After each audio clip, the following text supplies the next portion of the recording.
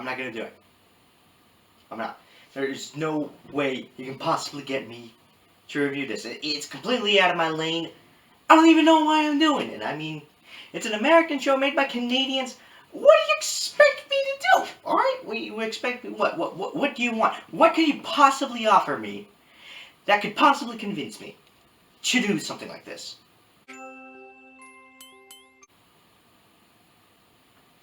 Alright, fine. What else? Although I'm just telling you right now, I am not wearing this. Alright? This is just McDonald's crap that they give out in the freaking Happy Meals.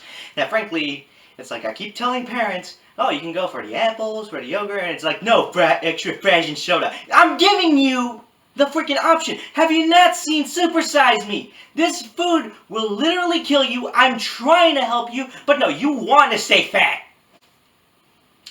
Alright, so let's actually get into this. So, why am I reviewing this show? I mean, it's completely out of left lane for me. Well, for multiple reasons. One, because I freaking can shut up. Two, because it's actually a fairly decent show. At least, I mean, it's not great, but it's not god-awful. I want to take a spoon and scoop my eyes out awful. It's more like, alright, I guess this is on, and there's nothing else on. Might as well watch it. It's that kind of show, so to speak. And third off, you know, I'm honestly surprised that there's actually a fairly decent, how do I say this? The anime community and the My Little Pony community, or bronies and Becca sisters as they like to call themselves, there's actually a lot more in common than you might actually expect. Heck, I was actually surprised to see a couple of anime references in the show, and I'm like, seriously? What are those? You actually watch this stuff? And I guess if you actually want to stretch it out, it's basically anime, but with the main characters as horses. I guess that's the best way to describe it, but you know, let's actually take this a little bit further. Let's actually go into a full-on review. Yes, I'm willing to make this the last video of the decade. Very suitable since this entire show lasted for a decade. So, yeah, it started out in the year 2010 and ended it recently in 2019. So, you know, 9 seasons in a movie. Plus a spin-off. So, you know, that's actually a good thing. So, it does kind of gets to the question, how good is it? Or is it good enough that I'm willing to sit through the whole thing? Or is it one of those things that frankly I can just live without? You know, can I live without it? The answer is yes, you can pretty much live without a lot of things, surprisingly. But is there a life-changing experience in any of this? Well, that's what we're about to find out, folks. Strap yourselves in, because we're about to go into this. So, I guess the first question you gotta ask, what is My Little Pony Friendship is Magic? Or, yeah, basically, what is the 4th generation all about? Well, let's actually go into a description. Once upon a time, in the magical land of Equestria. Okay, I'm just gonna go ahead and just give it to you the best way I can. It's a slice of life fantasy adventure. Let's go with that. Because, yeah, while the first 2 episodes were all about this, you know, supposedly world-changing event, it's actually more the rest of the show for a majority is really just a slice of life. You basically are just dropped into this world where some things are similar to, you know, our current world, but some things are not and completely unique to that world, and you're just there for the ride. You're just there to learn the moral of the day. That's basically what the show is. It's basically like something that you would see in your typical PBS Kids network.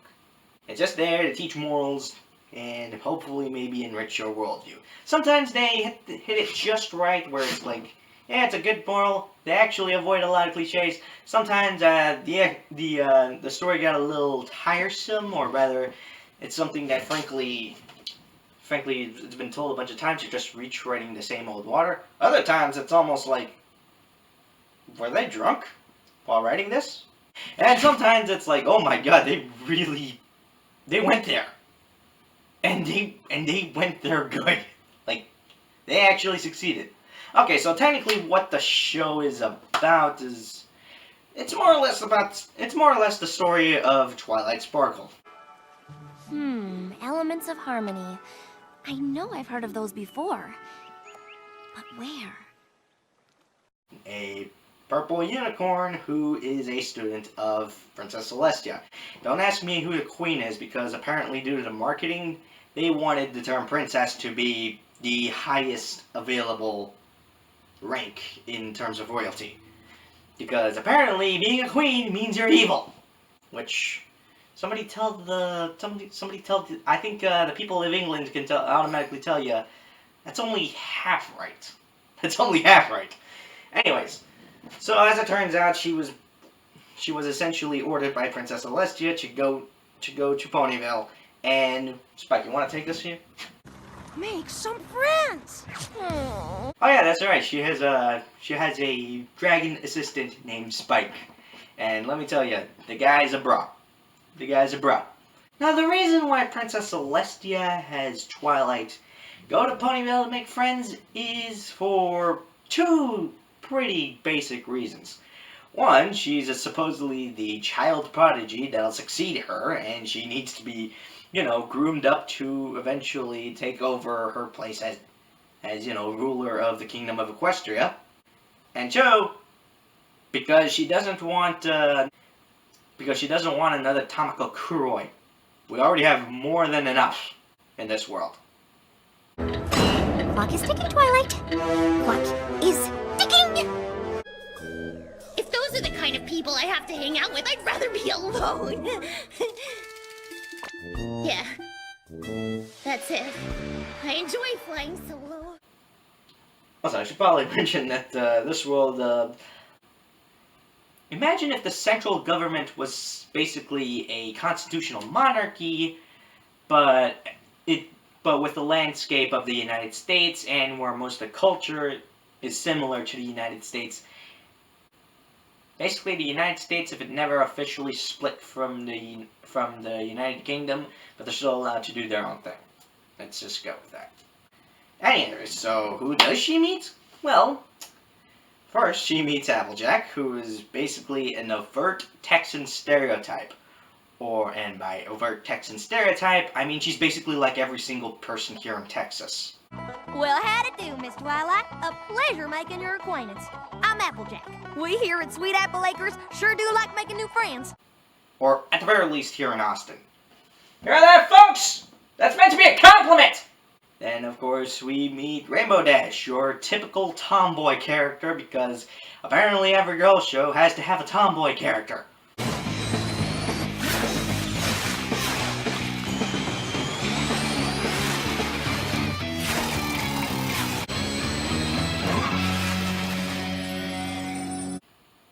Or maybe she's supposed to be, or maybe she actually is a character with some level of depth to her, but I don't know, typical tomboy character. Then Rarity, who, I guess in the most positive way, without coming off as condescending to describe her, is she's basically the chick from Legally Blonde, but British. Or with a British accent, so to speak. No. Emerald? What was I thinking? Let me get you some rubies! I don't know if that's very common. And then there's Fluttershy. I'm Fluttershy. I'm sorry, what was that? My name is Fluttershy. Didn't quite catch that.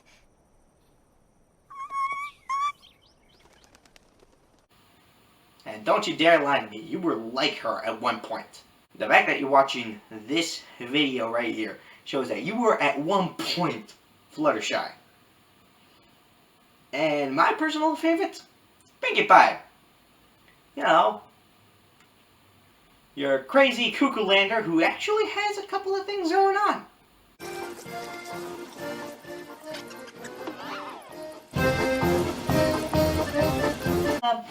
who surprisingly has a little bit more depth to her.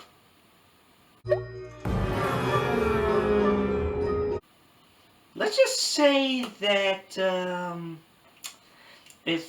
if she and Deadpool met, they'd probably be the best of friends. Oh, you think I'm joking? Like Ryan Reynolds senpai once said, maximum effort! You like this? We're going viral! Wait, whoa! You see those things too? On the count of 3, say what your favorite food is. 1, 2, 3, chonga! The heck's a cherry chonga.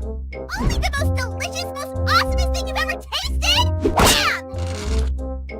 It's wonderful. Does this mean we're friends now? Best friends? Alright, in terms of animation, here's where they actually do something pretty interesting. Or rather, this is something that Western animation is more known for, is more adjusted to. Basically, they use flash animation. Now, for those of you who aren't familiar with it or don't understand what it is, basically flash animation is vector-based, whereas your typical anime animation is based off of raster. Now, for those of you who have no idea what that difference is, raster programming basically means that they only record pixels at a certain definition, or basically they just chop everything up into a grid and basically count how many pixels there are in a grid and basically tell you what hue it is and just keep moving along as a string. Basically, if you zoom in far enough, you're going to start to see the individual squares that make up the entire picture. You know, think of it like a mosaic. On the other hand, vector programming or vector animation programs actually use equations, so to speak, where it's recorded as an equation, and basically that means that they record the shapes and everything so that you can zoom in however far you want. You're never actually gonna see a pixel. You know, there is a cleanly defined line. The problem, however, becomes where if you stretch your limits to a certain degree, you're gonna start seeing a couple of glitches and errors. And yeah, this show has a lot of glitches and errors. So much so that, it's actually given birth to one of the characters of the show. Let's just say that at one point in the first episode, a certain background character had their eyes moved in a pretty twitchy, pretty weird way. And since then, the characters thought, oh, is she mentally handicapped? And they didn't do this maliciously. They just generally thought that it was just either hilarious or endearing. And then, until then, she became one of the fandom's unofficial mascots. And let's just say after a while, the show decided, screw it, let's actually just make this canon. And at the first attempt to making it canon, they kind of got some backlash from the soccer moms. Thank you, Karen, for taking the time to understand a certain joke. Yeah, you're very smart, Karen. You really are. But then after like the 100th episode, they decided, okay, let's try it again. This time, let's see if we can get this right. Here's another fun fact. Apparently, the voice actress that was going to do Derpy apparently did not realize that she was meant to be a female character. So she voiced him as if she was a boy. So yeah, mistake after mistake after mistake. And we're still forgetting. It's odd. It's kind of an odd feeling. I just don't know what went wrong. Oh, I wish there was a way I could go back in time and fix all this. Now, and to the sound department. I'll go ahead and say this. I'll go ahead and say this. They actually do the sound effects pretty well. It's honestly one of those things where it's like, wow, they have a pretty diverse catalog of it. Let's just say that they went to the Danny Antonucci School of Sound Effects. So, yeah, however, yeah, although I will say this though, and this is probably going to get my ass kicked, I don't really typically come for the show for the music. Let's just say my reaction is very similar to Twilight's in the second episode. When I was a little filly and the sun was going down. Tell me she's The not. darkness and the shadows, they would always make me frown. She is. I can't appreciate it. Sometimes it's a little distracting for me. Let's just say it's not exactly something I would typically appreciate. But when you do it right, you do it right.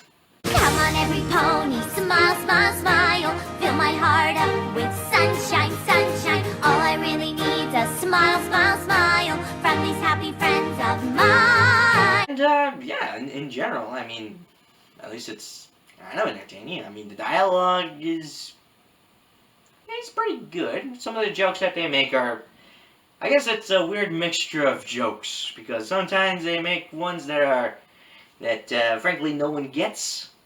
Other times they make jokes that actual, or at least a majority, where it's actually clean jokes. Sometimes they're visual gags, and sometimes it's like, wait, this is still a kid's show, right? I mean, Now, how in thunderation is one of them twins a Pegasus and the other one a unicorn? Easy. My great-great-great-great-grandfather was a unicorn, and Cupcake's great-aunt, second cousin twice removed, was a Pegasus. That makes sense, right? Obviously, she's just been ordering a lot of apples.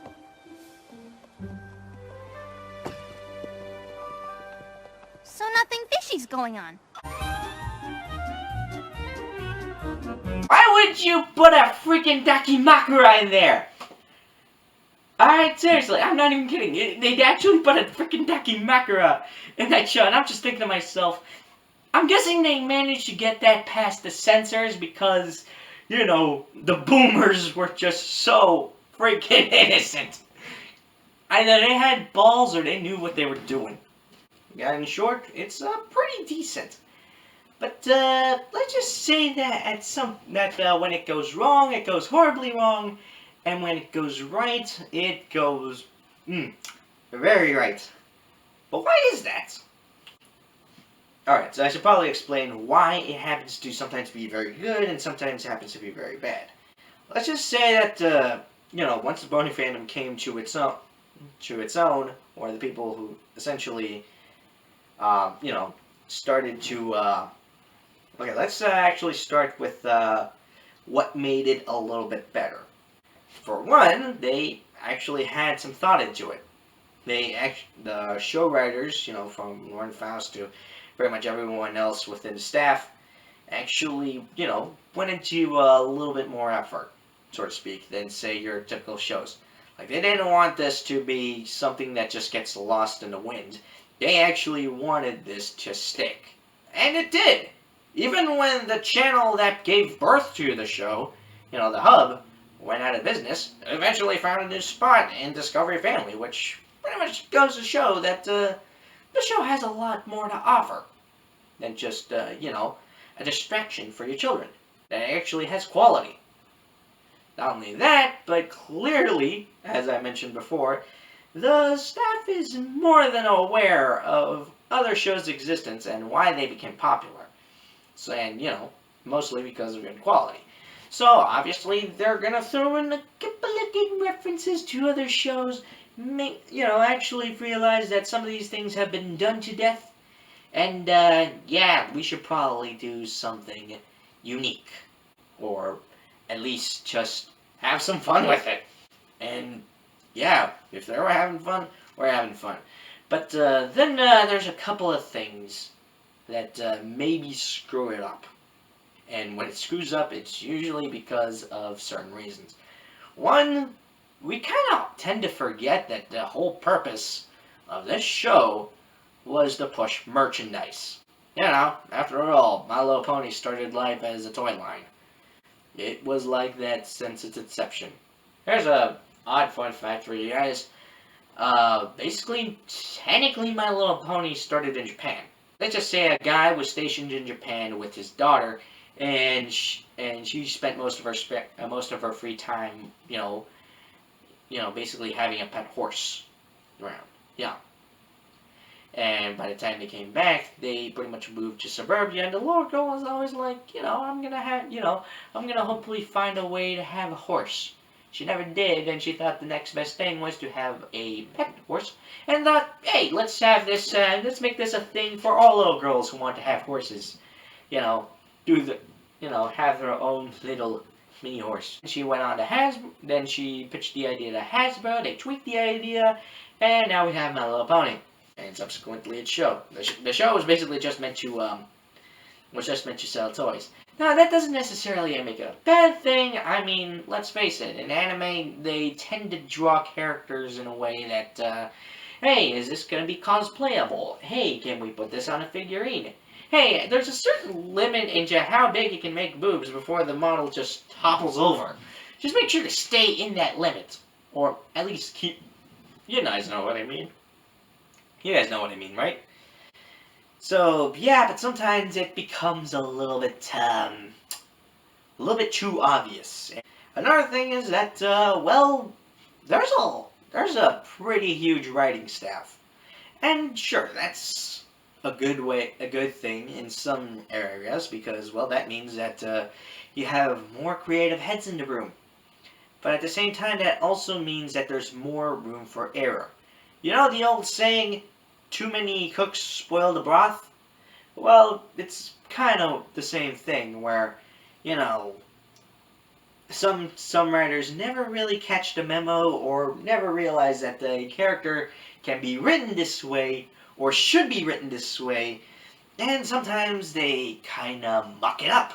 This also means that there are inconsistencies in terms of show continuity, because apparently the show has to have a certain progression, or rather, it's not exactly your typical, it all returns to the status quo. No, it seems like every season there's a permanent change to the status quo, and it's actually fairly decent, which in some ways is actually pretty good. Pretty much means that life is always changing and it never stays the same. Yeah, long story short, it's you have a bunch of characters you have a fandom that clings to nostalgia hardcore, and then a bunch of show writers with the idea that this show is going to be dynamic, which kind of also adds a little bit to the dislike drama. Honestly, that's to say that there are things that make it good, things that make it bad, but there are more things that make it good than things that make it bad. That's the best way I can put it. So before I actually give my final score, I'm just gonna go ahead and tell you that it's definitely a show that I would recommend. Now for the males of the audience, and something to, maybe get yourselves a little bit into the thinking mood. What if I'm a dude and I want to watch this show? Well, I guess, I just watch it, Why should anyone care? Oh yeah, that's right, because society is a bit of a bitch. So, let me put this in the best way to describe it. Okay, guys, you want a little secret? Come here closer.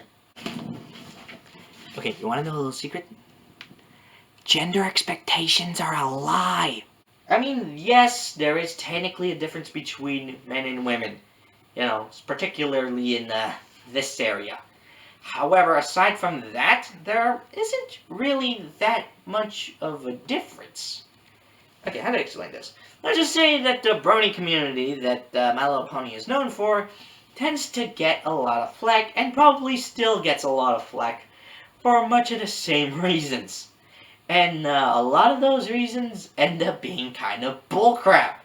The typical excuse of why people like My Little Pony is because they're potentially a member of the LGBT community. Which, while yes, there is a portion of LGBTQ members in the My Little Pony fandom, you'll actually realize that the huge majority of that are in the fandom are actually in there because A, they have younger family members that watch it, or B, were introduced to it by their girlfriends. Back in 2011, my girlfriend suggested that I watch a show of the new generation of My Little Pony. And I was resistant, not gonna touch it, and she made a deal with me. She said, you watch one episode and I'll never bring it up again. And so I ended up finding the show really interesting. I ended up really liking it. Watched the entire first season in 3 days. And let's just say that after this, let's just say that there's going to be some role playing in the bedroom. It sure is nice seeing you again so soon. I'm telling you, this pony really likes her apples. Okay, let's just leave it at that. So, I guess the best way to say is, how can you justify watching this show? To which my answer is, you don't. Because, frankly, nothing is inherently male exclusive or female exclusive. Take, for example, cooking. How come in every other day of the week it is expected that women do the cooking? But then when the weekend comes and we have an entire tub full of freaking steaks, suddenly the guy's expected to be a freaking master chef. That's kind of odd if you think about it. But you know what? I'm going to go with the one analogy I know that I can beat in your heads. Cars. Cars, because A, I'm taking freaking automotive classes, and I just took the final, and B, because there's actually a couple of surprising history when it comes to cars. For example, you know that, and let's just say it's the easiest way to address, because I remember someone saying something about cars and gender. I was going to get a car, and I told my friend about some of the options that was me. He said, "Oh, don't buy that car. That's for girls." What? I was like, "Does someone walk around and peek under the cars just to check?" And there's only one time I've ever seen a vehicle that was specifically designed to be used by a female, and it was in The Simpsons. Hey, instead of a cigarette lighter, it's got a lipstick holder. Ah, crap! It's a girl's car! I can't drive this! Let's just say that there's a certain car which is probably associated with dude bro culture, and let's just say, as it turns out, it's actually more or less, it was actually once considered a chick car. Yeah, believe it or not. Can you guess what car that is? Take away, commercial! Should a single girl buy a Mustang? A 66 Mustang? Oh! Well, let's see. Mustangs, everything you could ask for on a secretary's salary.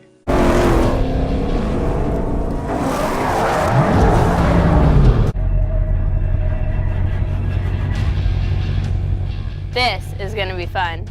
But yeah, that's basically what the... Yeah, hard to believe that at one point this was a chick car. But yeah, that's kind of the point I'm trying to make here. That what we perceived as male or female may change within a couple of years. Because nowadays these things just isn't so much associated with masculinity or femininity as it is associated with people who have no idea how to handle what they buy. Still, they still have somewhat of a soft spot for the Mustang, you know, it's just because it's a freaking car. I mean, come on, it's freaking iconic for a reason, man. It freaking started an entire movement of cars that you know, were essentially small, powerful coupes. And let's just leave it at this. Okay, so if you've learned anything today, is that if you learned anything today, kids, it should be this: that chicks can drive dualies, guys can drive Miatas, no one should get a Dodge because that company is just crap at this point, and that this is what a Mustang is. You know, not whatever the heck they're getting at over at the, not whatever the heck that the Mach-E is. Mach-E is not a Mustang. This is a Mustang. This is a Mustang. This is not a Mustang. Mustang, not a Mustang. Mustang, not a Mustang. Mustang? No, no, no, nine, niet, dial! I think they got more scratches.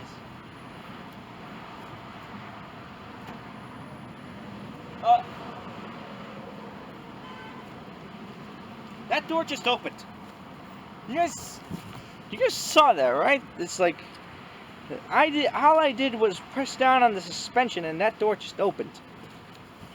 But hey, now we get to see the inside exclusively. Okay, let's hope I don't get in trouble for this. Let's just take a couple of inner shots just to get a little bit of a better picture. So the seats look pretty nice. So do the back seats, and I don't know whatever there's in that box, but I think that guy was just waving at me. Okay, let the record show that I only... Okay, I see what's going on. The door lock doesn't even work at all. Okay, so there's that. Yep. Shoot. It's a lot of rust. Oh boy. Oh boy. Looks like the rubber's eroded too. And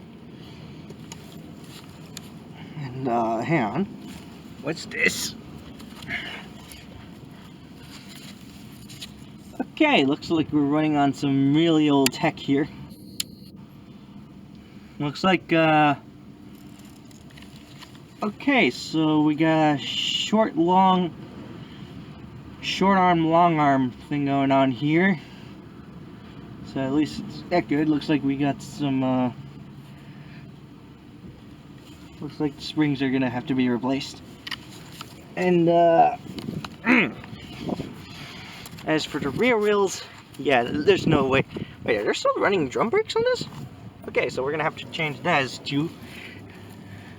And looks like those are leaf springs. Huh. Wonder if you can get those things replaced with coils. I want to see this thing replaced with coils. Yeah, we're pretty much gonna have to overhaul the rear, but I don't know. I still want to do this.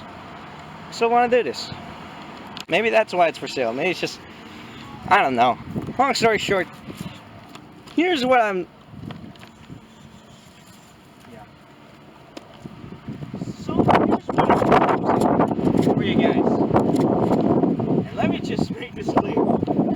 I'm, pretty sure I want to make a freaking Natasha. You want to know why I got into the freaking fandom? It was around the same time when the movie was coming out.